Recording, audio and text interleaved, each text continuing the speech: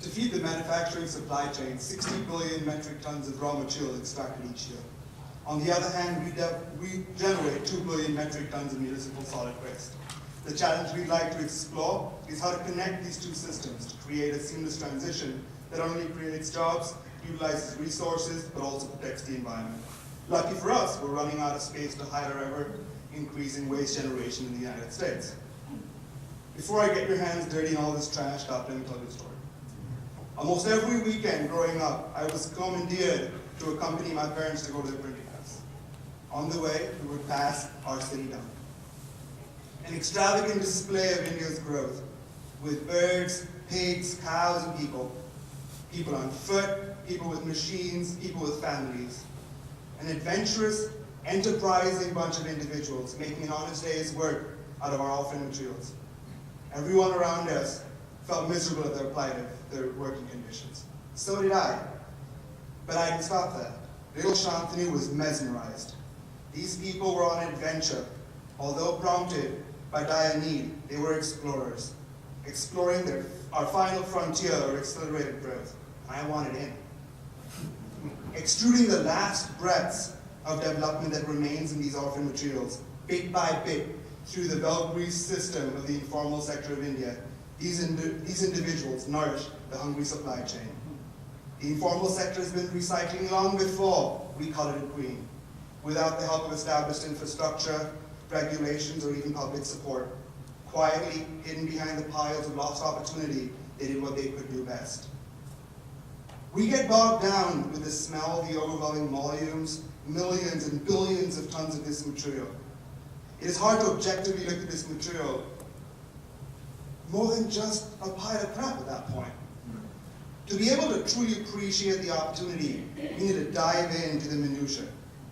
We don't have much of it to go into, so we need a little bit of help. And so who's going to help us find all that data? We've all heard the wonders of big data, and a lot of it today as well. All the amazing things it can do, and given time, we'll be able to better understand our offered materials through him as well.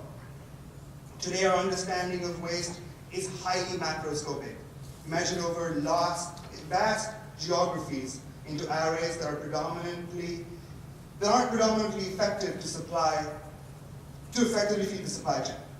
To truly close the loop, we need local data, and lots of it, to make the most of this untapped resource.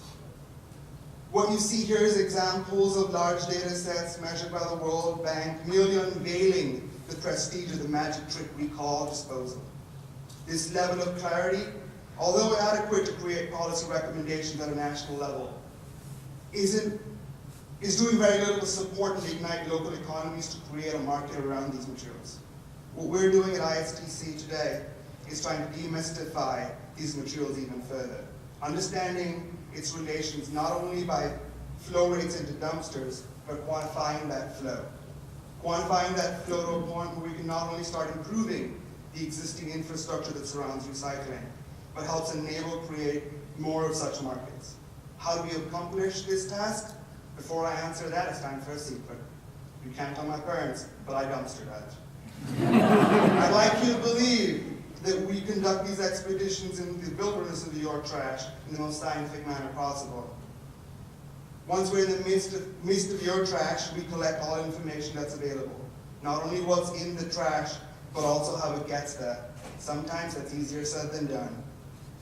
Once we have all the information, we find materials that can be pulled out of these waste streams in a manner that disrupts too many existing systems. We help find end materials for this, most often enabling these self-sustaining systems that close loops is where the real fun starts. Being at ISTC, that makes it a lot easier to achieve these systems. I'm surrounded by some of the smartest dreamers you could ever imagine. For them, no challenge is too big or smelly. All we have to do is put the situation out there, and through their combined experiences and limitless hunger for challenge, we end up with opportunities to help the state of Illinois and beyond. Ultimately, there's going to be very little trash left in our traditional trash can. And one way to expedite that transition is through the use of big data and learning from my weekend heroes. Thank you.